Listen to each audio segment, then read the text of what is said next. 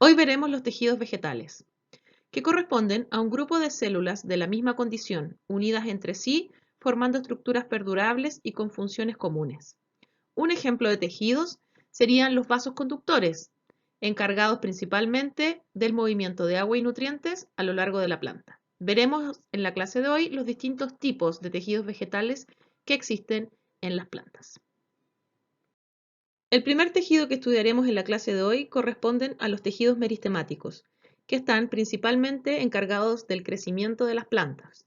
Están ubicados a lo largo de todas las estructuras de los vegetales, permitiendo el crecimiento tanto en grosor como en longitud. Tal cual como les mencioné anteriormente, los meristemas están encargados del crecimiento en longitud y en grosor de los distintos componentes de una planta. Estos tejidos son persistentes a lo largo de la vida o el ciclo de cada una de las especies y su principal función es realizar mitosis, es decir, la división celular. Cada vez que una célula se divide, se duplica generando dos células iguales. Cada una de estas células va a poder diferenciarse en los distintos tejidos y órganos que forman una planta. Las principales características de estos tejidos es que son células pequeñas, tienen una pared primaria muy delgada, lo que facilita su división celular o mitosis. Además, como característica es que presentan un núcleo grande y muy poco citoplasma, ya que su principal función es exclusivamente la división celular. No cumplen otras funciones metabólicas de importancia en la planta. Además, el conjunto de estas células forma tejidos muy compactos, es decir, que existe muy poco espacio entre cada una de las células. Los meristemas, estos tejidos encargados del crecimiento vegetal, pueden generar dos formas de crecimiento. Tenemos el crecimiento primario, que genera tallos y estructuras herbáceas, significa que son estructuras flexibles, frágiles y que usualmente presentan colores verdes o coloreados. Mientras que el segundo tipo de crecimiento corresponde al crecimiento secundario, que es aquel crecimiento que genera la formación de estructuras más rígidas, como sería el caso de la madera. No todas las especies generan crecimiento secundario, solo aquellas que forman estructuras como la madera. Dentro de los meristemas primarios tenemos varios tipos. El primero que vamos a ver corresponde a los meristemas apicales. Estos meristemas apicales provienen desde el embrión, es decir, desde ese pequeño tallo embrionario en donde en su punta extrema trae un ápice o un meristema primario que va a generar el crecimiento de todas las estructuras aéreas, mientras que en la punta de la raíz existe otro meristema radical que va a dar origen a toda la formación de raíces en la parte subterránea.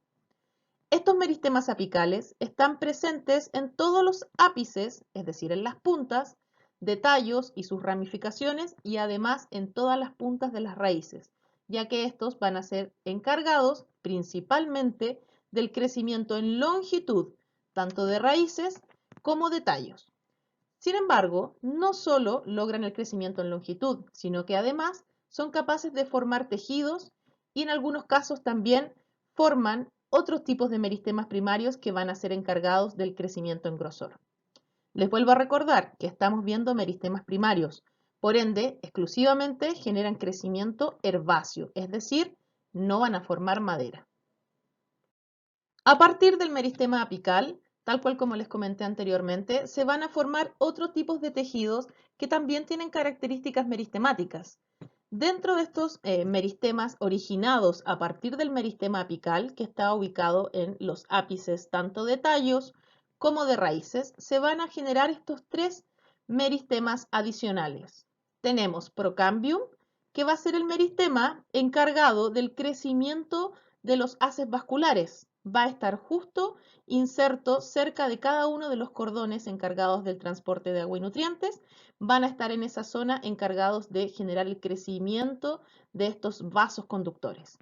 Además, a partir de los meristemas apicales, también se va a formar el meristema fundamental, que principalmente se va a extender a lo largo de todo el tallo, se va a extender a lo largo de las hojas, se va a extender a lo largo de los frutos. Este meristema fundamental va a ser el principal encargado del crecimiento en grosor de las estructuras herbáceas de crecimiento primario.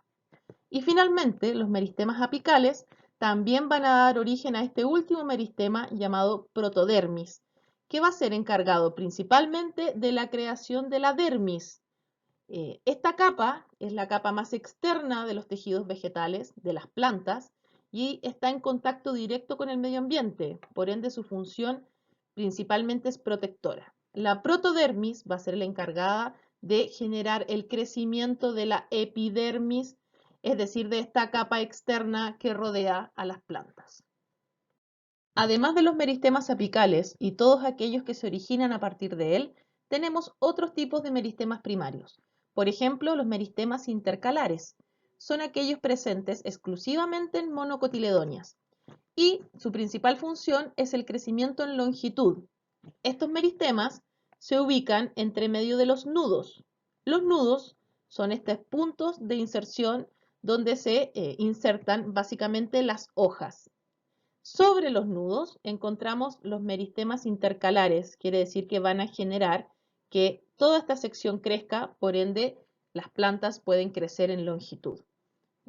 Y luego tenemos otro meristema primario llamado periciclo, que es un meristema que se encuentra en la raíz. Usualmente este periciclo está rodeando a los haces vasculares en la zona de la raíz y es encargado del crecimiento tanto en grosor como de las ramificaciones de las raíces, ramificaciones laterales que aparecen a partir de una raíz con crecimiento en longitud. Bueno, todos los meristemas que vimos anteriormente están encargados exclusivamente del crecimiento primario de las plantas. Sin embargo, existe un segundo tipo de crecimiento que se denomina crecimiento secundario y tal cual como comentamos anteriormente, es el crecimiento que permite la formación de madera. Principalmente este tipo de crecimiento se da en aquellas especies que forman leña o especies leñosas, ¿ya? Y este crecimiento secundario solo permite el crecimiento en grosor, no permite nunca el crecimiento en longitud. Por ende, una especie, para completar su crecimiento en longitud, debe hacerlo con crecimiento primario. Y una vez que completa su crecimiento en longitud, recién puede comenzar el crecimiento secundario, es decir, este crecimiento en grosor o la formación de madera. Dentro de los meristemas secundarios tenemos dos de gran importancia. Uno denominado cambium vascular, que va a ser el encargado de formar tanto xilema como floema, que corresponden a los vasos conductores o haces vasculares encargados de la conducción de agua y nutrientes. Este cambium vascular va a ser el encargado de generar el crecimiento en grosor de los haces vasculares. Luego, además del cambium vascular, tenemos el meristema felógeno, que va a estar encargado principalmente de formar la corteza de los árboles leñosos. Esta capa sirve de protección frente a agentes externos que puedan dañar cualquier estructura interna dentro de la planta. Este felógeno es encargado de formar la peridermis, que finalmente es una piel un poco más gruesa que la epidermis y que es exclusivamente del crecimiento secundario. Además de los tejidos meristemáticos, tenemos otros tipos de tejidos encargados de la protección de las distintas estructuras vegetales. Los tejidos de protección corresponden a la parte externa de los órganos vegetales en contacto directo con el medio ambiente. Por ende, su principal función es proteger todos los tejidos internos de las plantas. El primer tejido de protección que vamos a ver es la epidermis. Es este tejido que recubre todos los órganos y estructuras de las plantas que presentan crecimiento primario. Corresponde a un conjunto de células que va a recubrir tallos, raíces, hojas, flores, frutos y semillas. Dentro de sus principales funciones es la protección, es decir, evitar que agentes externos o el medio ambiente dañen los tejidos internos de las plantas. Además, limita las pérdidas de agua, ya que esta epidermis tiene una capa cerosa en su parte externa, lo que impide que el agua salga o entre con facilidad. Además, son capaces de regular el intercambio gaseoso, es decir, que a partir de la epidermis existen unos poros que permiten el intercambio de gases como el oxígeno, como el dióxido de carbono. Y como últimas funciones pueden secretar sustancias como por ejemplo resinas y en menor grado pueden absorber ciertos compuestos. Es por eso, por ejemplo, que existe la fertilización foliar, es decir, que podemos agregar fertilizantes mediante las hojas. Sin embargo, el grado de absorción es muy bajo en comparación a lo que podrían hacer las raíces. La epidermis está formada por una capa de células unidas fuertemente una a otra. Generalmente, estas células presentan una pared primaria muy gruesa, lo que le brinda protección a los tejidos internos. Además, esta capa de células está recubierta con un compuesto ceroso denominado cutícula. Este compuesto es el que le da el grado de impermeabilidad a la epidermis como tal. Es una capa impermeable, sobre todo a gases y agua, y es una capa que está formada principalmente por ácidos grasos y ceras. Además, dentro de esta epidermis o esta capa celular, tenemos aquellos poros encargados del intercambio gaseoso que se los mencioné anteriormente. Estos poros se denominan estomas y se ven algo como lo que se expresa en este diagrama. Estos estomas son aperturas en la epidermis y están compuestos por células oclusivas, estas células que vemos acá que tienen como forma de riñón. Estas células oclusivas son capaces de abrirse o cerrarse dependiendo de las necesidades de la planta. Por tanto, pueden permitir el intercambio gaseoso como lo pueden impedir. Estas células oclusivas y los estomas están dispuestos sobre todo en las hojas, ya que es el principal órgano en donde se realiza la fotosíntesis, por ende se necesitan gases como el oxígeno y el dióxido de carbono. Sin embargo, también los podemos encontrar en algunas partes florales y en muy baja concentración en algunos tallos. Su principal función de los estomas es regular el intercambio de agua y gases. Es fundamental, el funcionamiento de los estomas es fundamental principalmente para que ocurra la fotosíntesis.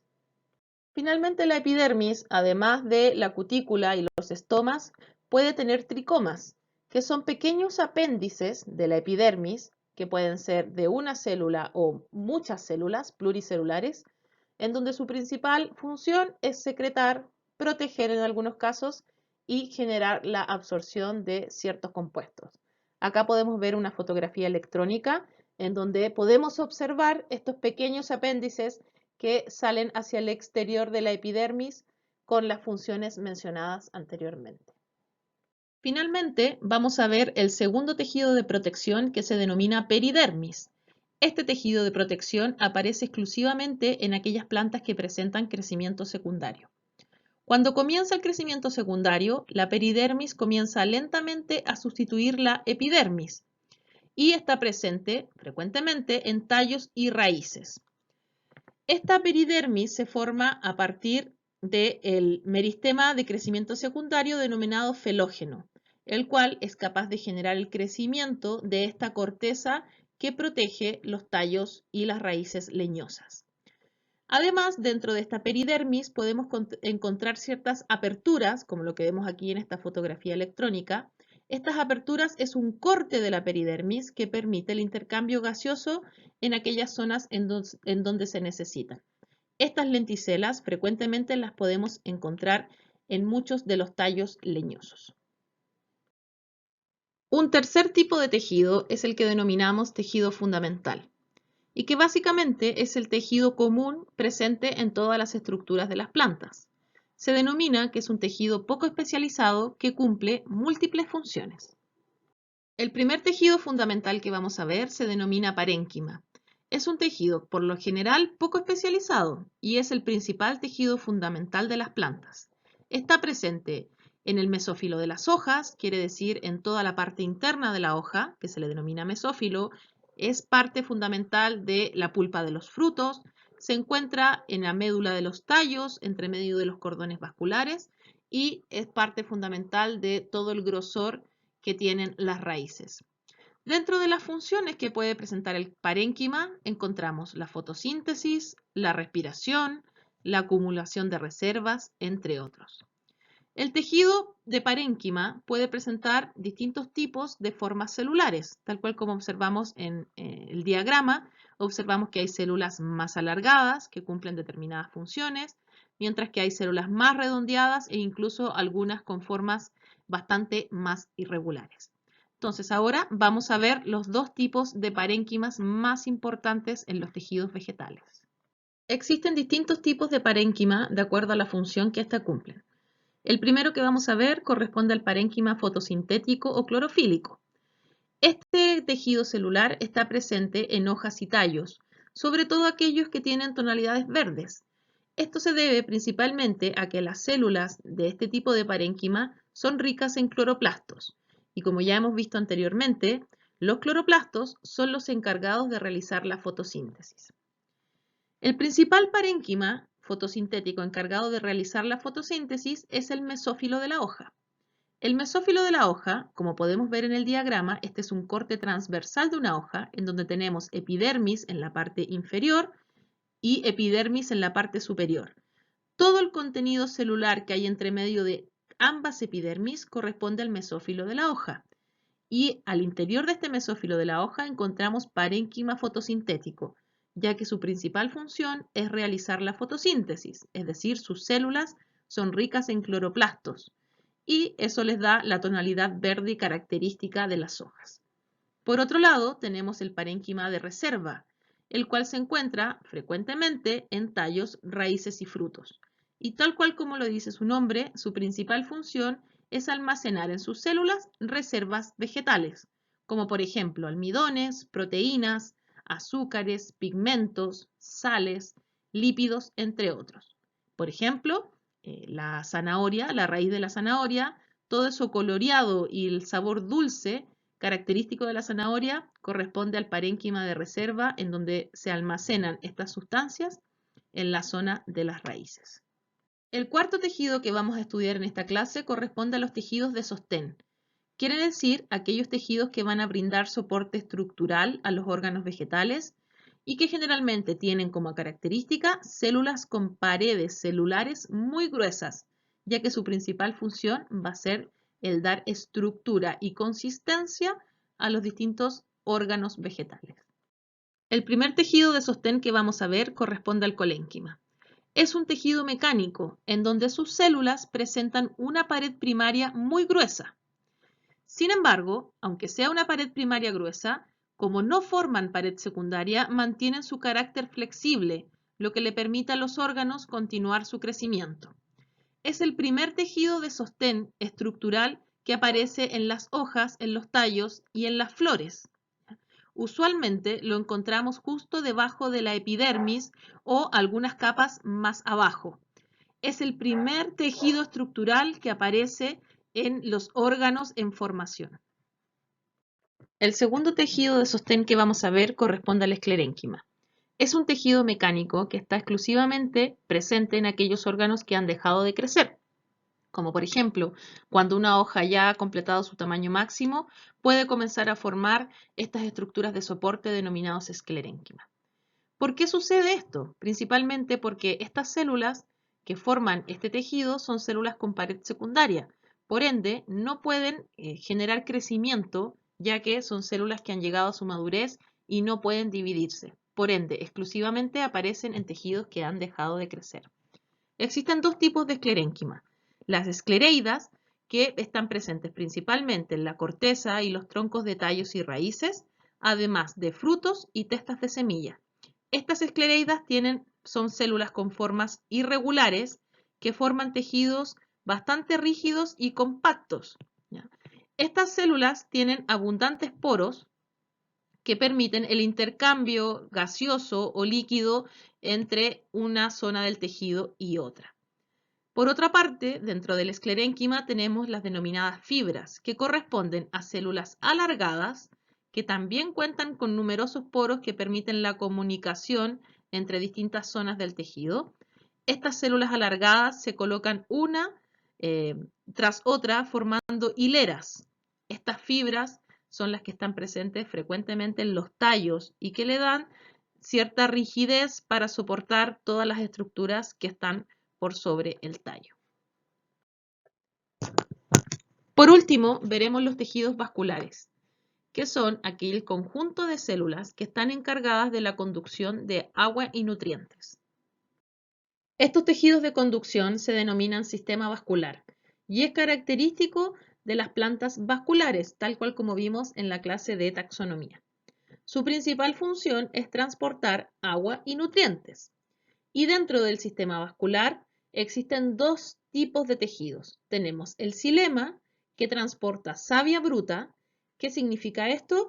Es que transporta exclusivamente nutrientes extraídos desde las raíces con agua. Es decir, aún no se ha agregado ningún proceso de elaboración, como por ejemplo glucosas. Exclusivamente trae sales minerales y agua. Además, el xilema tiene solo un sentido de movimiento del agua con los nutrientes, es decir, solo tiene un movimiento ascendente, significa que se desplaza desde la zona baja de la planta o las raíces hacia la parte superior, no puede devolverse, es unidireccional. Por otro lado, tenemos el floema, el cual transporta savia elaborada. Cuando hablo de savia elaborada me refiero a todos los productos que genera la planta, ya sea mediante fotosíntesis o algunos otros procesos metabólicos. La savia elaborada está compuesta principalmente por agua y otros compuestos elaborados por las plantas. El floema tiene un sentido bidireccional, significa que puede transportar en forma ascendente o en forma descendente de acuerdo a las necesidades de la planta. Acá en este esquema podemos observar el crecimiento tanto del xilema como del floema. Podemos ver cómo se agrupan las células. Acá todo esto que vemos de color rojo corresponde al xilema, mientras que esas zonas de color azul corresponde al floema. El sistema vascular de las plantas presenta distintos estadios de crecimiento, es decir, etapas. Cuando una planta o un tejido presenta crecimiento primario, vamos a encontrar exclusivamente el sistema vascular como floema primario y secundario, y se van a agrupar en cordones o haces vasculares, tal cual como lo vemos acá. Están agrupados en cordones tanto el xilema como el floema. Y dependiendo si son monocotiledóneas, estos cordones vasculares van a estar en forma desordenada a lo largo del tallo, mientras que si son dicotiledóneas van a estar ordenados formando un anillo. Eso sería en el caso del crecimiento primario de las plantas. ¿Qué sucede cuando comienza el crecimiento secundario? Como están estos cordones vasculares ordenados en forma de anillo, cuando una planta pasa de un crecimiento primario a un crecimiento secundario, estos cordones comienzan a unirse, formando finalmente un anillo de floema y un anillo de xilema, particularmente. Estos anillos, tanto del xilema como el floema, como podemos ver en este esquema donde tenemos una planta con crecimiento secundario, pasan a ser los estados maduros del xilema y del floema que forman estos anillos. Gracias a la formación de estos anillos es que se genera la madera en aquellas plantas con crecimiento secundario y con crecimiento leñoso. Es decir, aquí podemos observar el crecimiento del xilema en una temporada. Luego va a crecer en la segunda temporada todo esto y sucesivamente va creciendo en grosor.